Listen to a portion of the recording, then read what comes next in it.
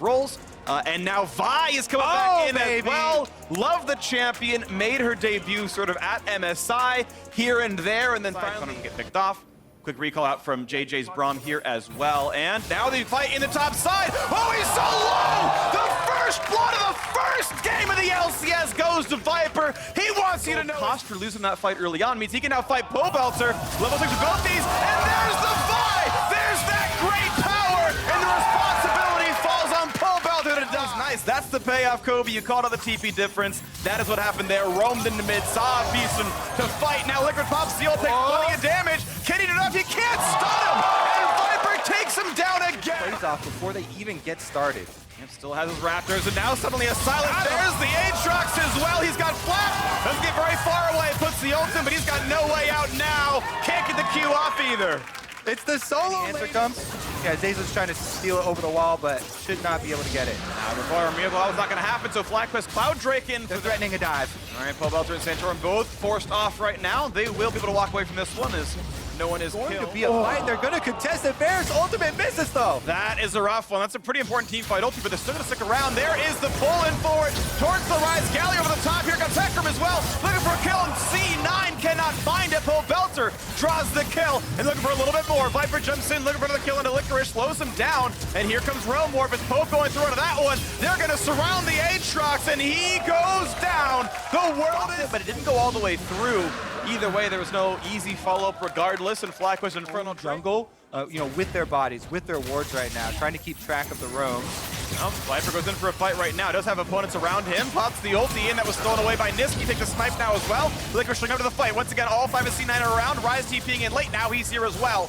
But by the time he shows up, FlyQuest already want to go away. That is a cooldown burn for no gain, as he will be the wave clear champion now. And no kills picked up, but JJ's still a bit injured. Could be found out by Zaza. Takes the damage. There's a flash into everything, and the kill is picked up. 4-4 on the scoreboard. Now Pobelter alone under his turret. That turret's not too healthy, but C9 not going to go for the dive just yet. Santorum waving to him from the other side. Goodbye, friend! With the big gauntlets, here comes the pile drive, and a stopwatch buys some time. Svenskar forced out. Now the knockup. Pobelter turns around one is answered back. Here comes the rest of the fight as Viper rejoins now as well. It will be the revive.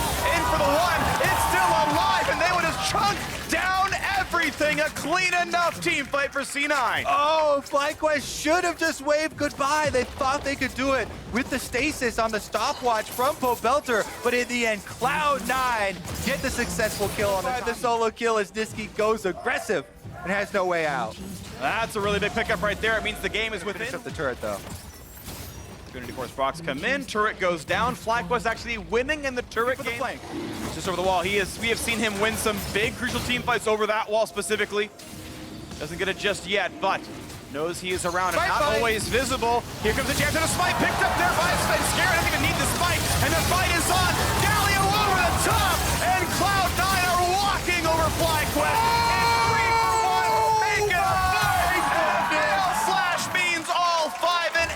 Needed. No one's gonna get in range, and you can even see FlyQuest. Santorum walks to the bottom side. He knows he can't steal it.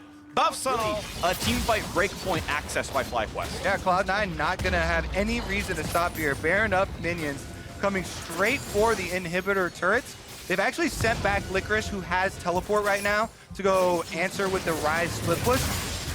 Pobelter's about to finish off the turret, but he's gonna have to get back for some defense.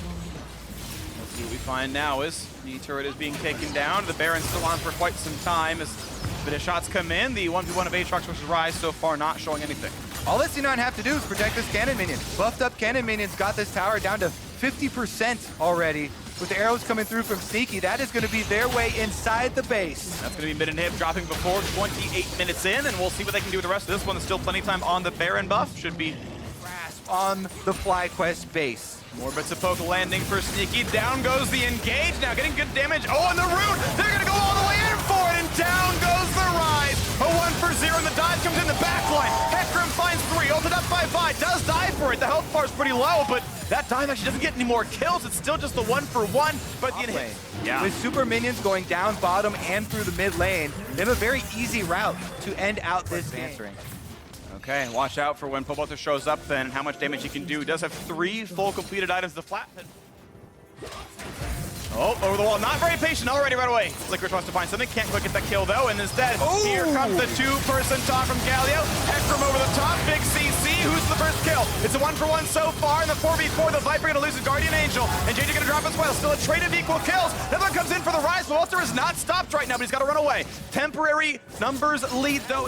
If left alone, so Cloud9 just have to keep them here. Viper's burning it down. Spawns in 2 seconds. Viper should go. Now the 2-on-2. They get the kill right back. No, Licorice has GA, but no ultimate. Trying to run away. Flash to the wall is going to just... No, he'll burn down the Death Stance. So a Guardian Angel and a 1-for-1 trade kill seems pretty positive, but now C9 maybe try to answer back. You can see the wave clear now from the FlyQuest duo wreck. And critically, FlyQuest have been able to defend long enough for their inhibitors to come back up. Ult's in, they're going for Licorice right now, and he won't revive until he gets an assist. Look at the backline dive, is already turned to Monster. Nixie can't find that just yet. Turtle's kiting it away. He's got one, almost. He got the Guardian Angel, but one kill already towards Viper. We got Zazel finding a route, looking for a little bit more. On the board as well. Looking for the next engage, though, could be really good damage. He just stays alive, but shut down by the Silas. These big carries are missing. They are falling, and it is Pobelter left alone against 3. Niski and Licorice chasing them down.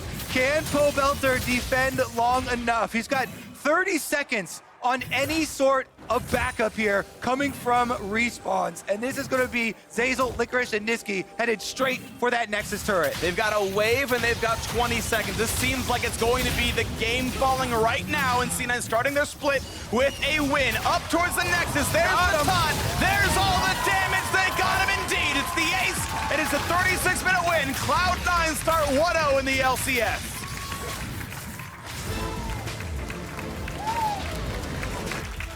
For you to set up.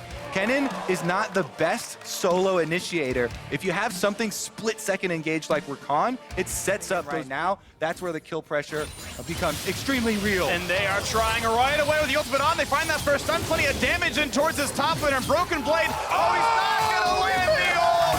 And it could have meant the kill, but it's not gonna. 3-on-3, there's the first time. A lot of CC, they chained it together. And CoreJJ is down. Now the re-engage towards Smoothie, does not have flash. Stopwatch buys some time, they knock him down. Fork and ult. Fork get away with that one. TP is canceled. Now it's the runaway for Smoothie. They're gonna find the first stun. In comes Acadian, the rest of the squad looking for the damage output. It's close, but they do get the first kill. Now Acadian gonna be rooted. And Dublin versus Sven. He's gonna turn it around. And he taunts him with it. A triple kill for the TL bot laner. Oh my goodness, topside, going for a 1v1-2. More damage coming in, forcing the ult out of impact. Pretty solid for Broken Blade on a triple kill. He is smashing. And this is now Jensen looking a bit aggressive, finds that stun. He's slow for a little while, he'll find seconds on top of it. Here comes Impact, finds a bit of damage. The rest of the squad is here, they find that first kill. And Smoothie can only show up to start this one out pretty well. This turret's gonna drop pretty quickly. Second turret of the game goes to TL, as well as Bot had fallen a little while ago. At with all the extra wards Team Liquid were able to leave behind, it gave them the confidence to finish off this top turret, and now there's no defenses for TSM on the top half of the map. We're still 4.5 minutes away from Baron, from that becoming the big problem, but it also can hamper your gold income this early into the game. Bottom side, though. Another attempt towards Broken Blade. Putting damage here. Ola pops the ult. Plenty of damage there. Just, oh, he gets the Q and he flashes to guarantee it. He's going to have that one picked up. Double TP comes in, though. 2-on-2. Oh, an Impact flashes away from the Azir ult, which means they have the damage to kill Bjergsen. But Ezreal, he into the Righteous Glory. It's none of that Black Cleaver stuff we had seen a little bit of before. None of the Redemption rush we've seen before. It is Tank Olaf, and he is not. They look to clean away the wave, and the squad walks up. They've got Demolish available. Can they stay for it? Yep, that's going to be a chunk put down, I believe, and turret's at half. Yeah, I mean, you can see right there when the observers just toggled the vision, how difficult this amount of control makes it for TSM. Their only option is a head-on, straightforward engage into a team that is almost over 7,000 now, gold ahead of them, and they just do not have the stats in inventory to be able to win that fight. You're going to be charging into the Kennen ultimate then. That removes, the onus of Impact trying to find a sneaky way of getting this engage off. Because you have no vision and you have no way into the fight in these brush and keep safe from the possible flash. The flash comes in. Look at the damage output they've got. And to shut that in towards the cannon. Impact gets the ult, but not the survival. Running away is Smithy. What a perfectly timed stun. Acadian gonna make sure they can claim that second the damage comes through. That is exactly what you have to do when you're this far. Should not be killed for this one, but That's Banshie's Veil down. That's a 45-second cooldown. That is another turret dropping as TL retaking this top jungle at least a little bit. Ward, they're going to go for it. They have to take this fight. This is going to be it. Oh, a Fog of War throw's not going to land for Acadian. Cannot find impact on that one. It's a nice attempt. Ult comes across. Already picked up. Nicely done there by Liquid. And now it's time for the team fight. Broken Blade shoved to the side, waiting for the peasants to come back for those roots. If TSM re-engages, there's the attempt. Gets two of the backliners. That's going to give a lot of space for TL to walk away. Ulti burned by Smithy. And an ulti from the fake Aurelia. Is already headed straight through mid lane, though. They have to reset. Plus, he's got blue buff, so he can steal multiple ultimates in a team fight. They find those stuns. They're coming in for the play. Here's Corday trying to keep his teammates alive and does kite back. That's Aurelia ult not getting much, but now he re-steals Sejuani. That's the lockdown on Acadian. Pops Stoneblade, flashed away, stays alive. Impact loses his ultimate as well. That's actually really big, trading those cooldowns. Ocean Drake can heal up TSM. Team Liquid, though, aren't done. Top tower's dead, and mid tower very close to follow. It will fall, and Jensen has his ult back as well. Steals now Ezreal this time around. One auto attack, that's going to be dropping. And now True Shot Barrage with a bunch of ability power is going to mean even more as bot lane is clear, but top lane inhibitor is open.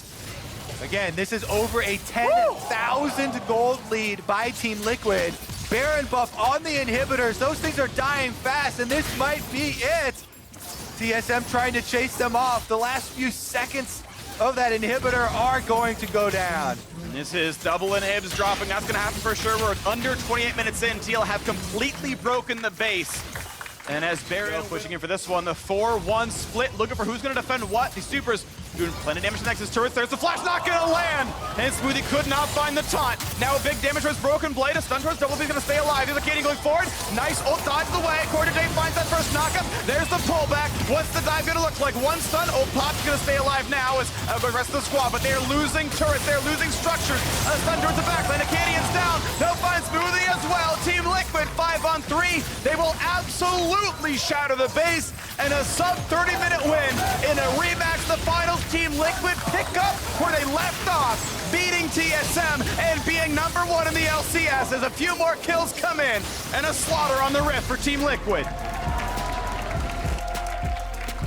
Sejuani, frontline, very standard here with strong support and backline threats for later in the game. So very quick flag and drag away. Has mana regen as long as he's in the river or his jungle, so that's going to be just fine. Once again, found though. This time it's on cooldown. Going to find some decent damage towards him. Has the stun available, but is there a squad around? Nice equalizer, buys a bit of space. Now PB looking for the play. Flashes away from an ult that doesn't come in just yet. Ruin going by as well. They're really going far and amazing. Trying to live, gets hit a little bit. One more auto attack, and first blood goes to Power of Evil. Fight for Ward Cult at the very least, but Wiggly's nearby.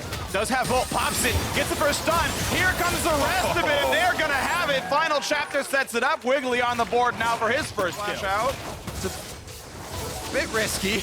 Yep, they decided they're not going to take the risk right there, so you have a gold lead to CLG, and it's a pretty good one. Really big hits there. Actually got an empowered melee auto they're attack. going for the dive. This could be really big. Feather Call is gone as well. There's going to be a lot of CCs rooted. He's taking 1 million damage, and Stixay on the board now as well. 3 assists in for Wiggly.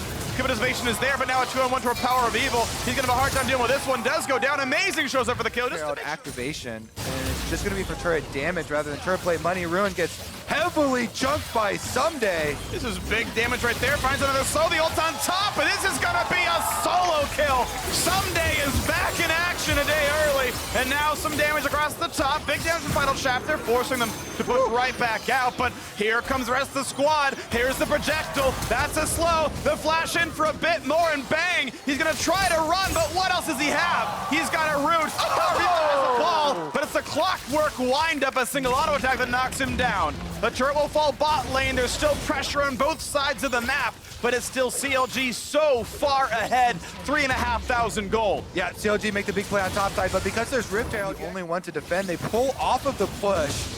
Dragon then picked up, and now they have to be a little bit careful. Build, but is this actually a champion who has really good AP ratio, scales up AP quite a lot, and actually gets extra damage out of a build like this for further? Can we wait to see what happens next? 4,000 gold will separate these teams. A very large lead early in the thing. They find a stun, and Amazing is gone right away. The ult barely does anything against them. That equalizes from last year, and there we go. Even this split as well, the spring one, and looking now the 2-on-1 towards Someday. He is ultless, flashless as well. They're going to have a shockwave, an extra stun on top of it, and Amazing might try to help, but what's he going to do? His teammate's already dead. Once again, this guy has been the story of the game. Sejuani completely opening up opportunities for the entire from CLG to try and trade objectives rather than fight over objectives and then defensively hug their towers.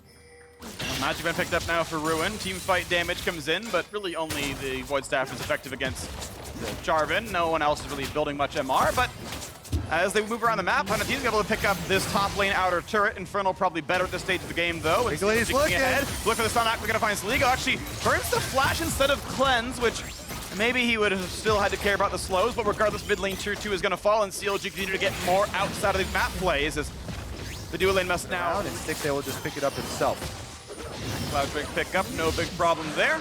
Double Cloud means move speed and get back in power spikes of the game, so certainly very difficult right now. But Hunter Thieves might have found their opening, looking for the play. Big ult for Soligo, does find one flash over the walls. Wiggly, he's gonna stay alive. Another re-engage is beautiful. They find that crit. CLG knocks a flashless Jarvan. Redemption keeps the health bars alive on CLG's side, and at what point does Hunter Thieves go for the attempt? The TP in for the Kennen now as well, but no one is marking Jarvan. No one's pushing him out of the pit just yet. It's PoE who walks forward, but Amazing goes farther and farther away. He gets to make the play to the flash in for Rune. They try to burn him down, and they will do so. The smite should begin, and it is. Another kill picked up, but now Rune's got to be a bit careful. He needs the reinforcements, and they are now here looking for Sunday, and this is a flashless Rumble. He will die to the Shockwave, and CLG find 3 kills plus the Baron. That was a great screen there from Ruin. On the cannon, jumps over to stun up Amazing, removes the chance of 100 Thieves smite steal. That means Baroned up CLG with all of their power spikes, 3 items on both carries, annihilate the turrets. Beautiful stuff right there. 10-2 in kills and a 9,000 gold lead with 2 members still dead. They push over the top lane. They've got a lot of damage here. Demolish could knock the turret down. The way for auto attacks now instead. Whoa. Looking for the roots, they find one, and that could be enough to push away after him. He still gets away in time. Inhib falls, and before Sunday can even spawn, doesn't even hit a minion. They're waiting to stack up more of the waves to that mid, and CLG take control of this one. Looking for another slow, pushing off 100 Thieves even further. And they're gonna crack these inhibitors now. Bot lane is gone, mid lane only has Amazing. He's by himself. He ults PoE to do what at all? He didn't have a team around him. That was the opposite of what his name says it is. And that is the inhibitors dropping. CLG still 49 seconds of Baron and an easy 5v4 to push in. This should be the Nexus. The turret's in front of them as the waves are getting cleared down. They're gonna take their time. Ruin's gonna grab another wave. They're gonna push through top lane soon. Still attacks coming through, still turrets falling. 31-30, 1 turret is gone. Somebody in the front line does have an ulti, but will there be any kind of an engage? Azir summons 1. Will there even be defense? Second turret's gonna fall. 100 Thieves still not fighting for their own structures. They're just simply walking back and letting it all fall. Still a bit directionless. A single knockup, but it means nothing. Ruin in the back line. Sunday tries for 1. They only get a single kill in the fountain. It is CLG. TF gonna be locked in here.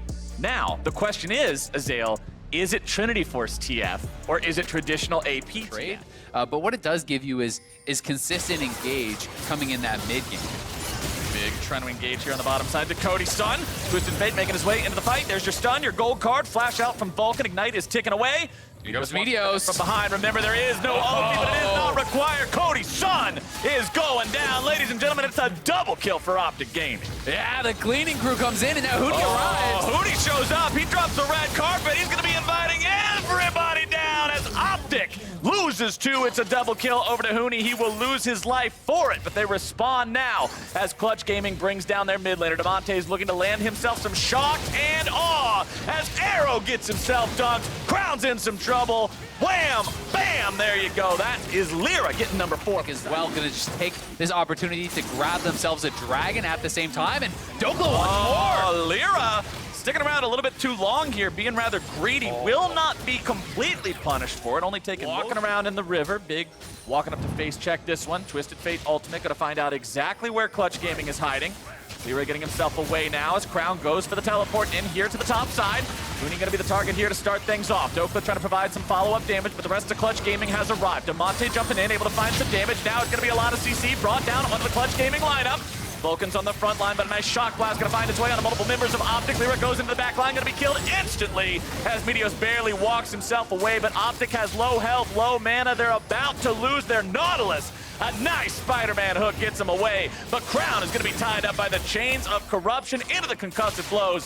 One more shot will do it to it, and Cody Sun finds his first kill of the game. Guaranteed, and Those early dragons are very powerful now. But the problem is, you are taking a mid-game fight in a corridor against a Rumble. Now they're going to be initiating here onto Huni, looking to find the damage. Big into the zone. He's keeping himself alive there with the stopwatch.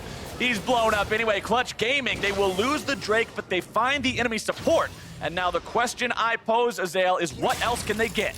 And I think they should be able to pressure this turret very heavily. Arrow getting chunked there by Demonte, and you can see they're trying to work down on it, but don't want to give up what is still the first turret available of the game here.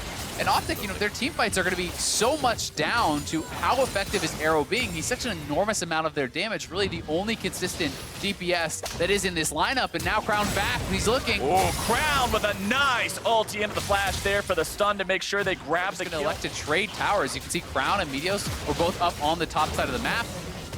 But here's the important thing. It's still first turret bonus over to Clutch, despite the Rift Herald on the side of Optic. Yeah, 1 for 1, but that edges out to your opponent yet again. Yeah, it definitely does. I was a little bit surprised, honestly, that Meteos didn't just clutch. And what I would have liked to see Optic do is simply drop the Rift Herald top lane as the much bigger rewards for a team fight win than you are in the early stages of the game. So it does become so important to execute. Fate does have an easy out as long as you're not able to instantly interrupt him during the channel of the Meteos, making sure no one is going to see him there in that brush. Demonte and Lyra moving into skill with the red buff, but now we're starting it off. Meteos is able to find himself an ultimate onto Vulcan. Clutch Gaming now coming in full force as 5. Equalizer dropped down. Half of the HP gone from both Big and Arrow. Lyra coming in, looking to find the kick onto someone of value. Dokla now going to be frontlining, taken very low very quickly. Clutch Gaming will be disengaged on. Optic get themselves out. And this is the issue with these teams waiting so long between each and every fight. Summoner spells are always available. Disengages are likely to happen. Yeah, but look at Huni and Lyra here threatening a flank. They're trying to wrap around and pressure Optic off this, but they're going to keep me back in. They're looking for it. Here comes Optic with their own kind of a flank. It's going to be Lyra in some trouble. There comes the ulti. Arrow's able to grab himself 1 kill, and it looks like he's going to make it even more. Vulcan's going to be dropping down quickly, and Meteos picks that one up. It's 2 for their opportunity to maybe make this stop. Equalizer still has a critical few seconds left before it is available to fire. Cody's son is caught. Cody's son is going to go down. It's Dokla picking up the kill as Huni's able to find some in return. Crowd's grabbing the shutdown on that, but 2 are dead on the side of Optic, and one of those critically is Arrow. The soul laners, the DPS from Clutch, were able to turn things around. Word now is on his 3rd item. He has the IE. Meteos flanking from the side here, has ult. Meteos shows up. He's able to find the ulti onto Vulcan. Crown now backing away with the rest of Optic. Equalizer into the back line. Arrow going to be taken very low. Can't make his way any further forward. Meteos going to be burning down rather rapidly. Huni now stunned up here onto the front line. Lots of CC coming out from Optic on return to Clutch Gaming. Already going to be losing their jungler. Big drops low, but Huni drops dead. And going the way of Optic and getting the first major lead of this game. All right, this is what we've been waiting for. The part of the game where one team finally built a lead. Equalizer dropped down. Arrow forced into the ulti there. Nice Q from Lyra to make sure of that one. While bottom side, Crown keeps pretty insane the amount of damage put out there, but without that Equalizer, Huni is certainly much less threatening. And the ability to play the map with this Baron buff is so powerful. In, they're looking for the engage. Huni's going to be behind him. Clutch Gaming has started things off, but Huni is alone. A nice ulti coming out there from Crown to spot them out and see exactly what they're doing. They recognized it looked funny, and they knew exactly what was going down. As now Huni will be locked down, but returns plenty of damage with the Flame Spitter. Big's in some trouble, having to get himself away. And Optic's plan goes south. They will lose their support, but in the base, it's Crown. Top side, he's taken down the inhibitor, and the rest of Optic will now try to stop the pause. Well worth it, and Huni now in trouble. Huni's going to be taking quite a lot of damage here as Dokla's looking to knock someone away, make this fight work out. Vulcan on the front line. Meteos continuing to chase. Arrow with the only damage here, but now Optic's in some trouble. Over the wall they go. They're looking to find even more damage. Lyra's going to be blown up in retaliation. Dokla tries to get himself out. Arrow takes down Lyra. Yeah, but that's the only casualty. Lyra, though, that was a beautiful kick, helping to turn that around. That could have been devastating for them. But he gets a 3-man kick, and now Huni gone. Stops Azael. Meteos now able to take down Huni. Vulcan barely getting himself out. Huni continuing after him there with the flail, manages to stun him up with the blast zone, gets him away. Here comes Crown, here comes a redemption. That's not gonna do anything because he got away with the teleport anyway. Meteos comes in with the whip saying, get back over here. There's Big, he's got another one. They finally got enough to bring him down. Good Lord, man, how long is this fight going on? They're coming out of the woodwork left and right. They're behind you, they're above you. Optic is everywhere, and they're closing in on closing out this game. Huni 25 seconds on his res timer, over 30 seconds on Vulcan. Second inhibitor will fall. And Optic, only one Nexus turret up. They're going for the end. Optic properly communicating to have Crown go and take that top inhibitor was what really made this all possible. They're on to the Nexus now. Clutch will not be able to hold them off. And Optic starts Summer off with a win. And Fox wants to respond. Sivir is a very good pick into a Skarner. Spell shield and ulti feels badman. Of course, if you're a good Skarner, you pop it with the Q. Don't worry about it. Just saying. We're on the map. Certainly, there's no pressure just yet for them to have gotten something done, and Skarner is coming down here now. Predator has already been popped. Ole trying to go after it. Make sure he gets the gobble. The flash has already been used. Hako is going to be stunned up. The damage comes down. More coming through. And first blood over to Contracts. Yeah, they are walking over the Scuttle Crab, so Echo Fox will be aware of the fact that this is being taken. Rush gets himself licked there by Ole.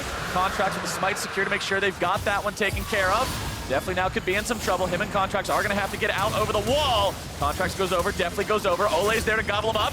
Rush is not able to find what he's looking for. Instead, going to be pulled back. The damage is down. Solo. It's 1 for 1, but Solo's made his way into the fight now, too. Ole, no flash. Remember, he had to use it earlier to find the kill onto the enemy support. Froggen now going to be grabbed up. Hawkwell making sure they're able to continue that initiation. They're taking Golden Guardians, are cashing in. Kaboom goes the headbutt. There goes the gold into the Golden Guardians' pockets, and that is a big play coming out for them. 2K up now. And Golden Game is decided away from that Sivir, or is decided in the rotations where people are getting picked off as they're trying to move between lanes. Because Skarner... Pretty smart plan. His Contracts will walk over a control ward. Well aware of the fact that Echo Fox knows he's here, wants to go in anyway, able to find the pull, drags him back around right towards the rest of the team's waiting arms. And that is a pick for the side of the Golden Guardians. Now they've got the opportunity to make it 2 onto Solo, who TP'd into the fight, but now he's going to be in some trouble. It's Haunter executing him with his own perfect execution. Ole's got a beautiful save. Haunter's finally going to be taken down there, but it's still a 3 for 1 for Golden Guardians. Yeah, Rush able to trade one back, but the movement around the map has been so clean from the Golden Guardians in game number 1.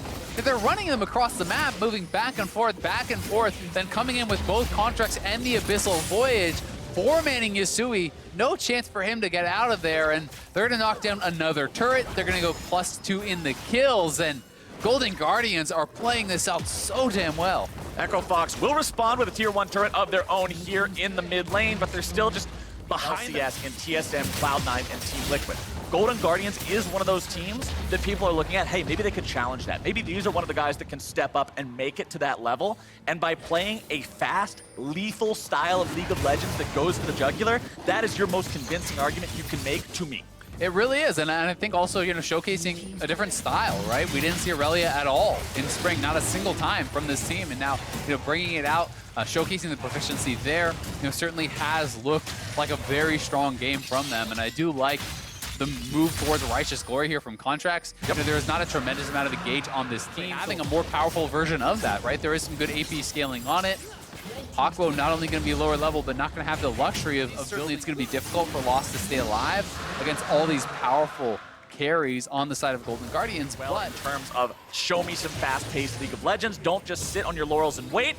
Yasui, nice pull coming out from Contracts there. The CC will cancel it out, but now do they have the follow-up they need? Yasui's going to be taken low, rushes the back line, taken very low now himself. Froggen's able to make the TP into the fight and find the kill. Hawkwell flashes out, but now Solo's made his way into the mix, only to be forced out of the Shroud. Ole has thick skin on and up. Solo's still looking to maybe make some sort of a cleanup happen here, but he just does not have the tool, and definitely nearly takes him down. It's a 1-0 Golden Guardian. Yeah, and ulting straight into the pit with that Abyssal Voyage. They are going to start it up. They know that Rush is down. Solo has to go back to base, has no TP.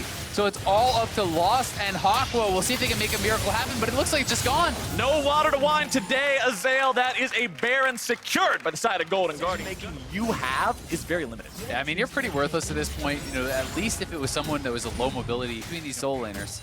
Golden Guardians working on the last standing tier 2, and by the time I even finish this set, and we'll see if Golden Guardians are willing to make their move, because this mid lane turret is getting very low. Definitely may just straight up knock it down here.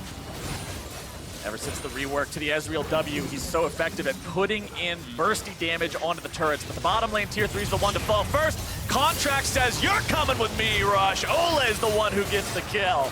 Golden Guardians make it a 5 versus 4 for the next 35 seconds, and they are just moving around the base, demolishing things, as Haunter will scare Solo away from the top side. He's got to try to get himself out of this one. Garner E not quite going to find the mark, but does not matter. They managed to make them retreat, expose the inhib. Easy money there for the Golden Guardians as they've got the minion wave here as well. Monster once again stealing away that Nautilus ultimate from Hakuo. Frog is able to go in. Vanguard's head down onto 3. Hakuo going to be bursted down, and he's not even in the picture any longer. Frog is looking to make even more happen. Guardian Angel not even going to be required.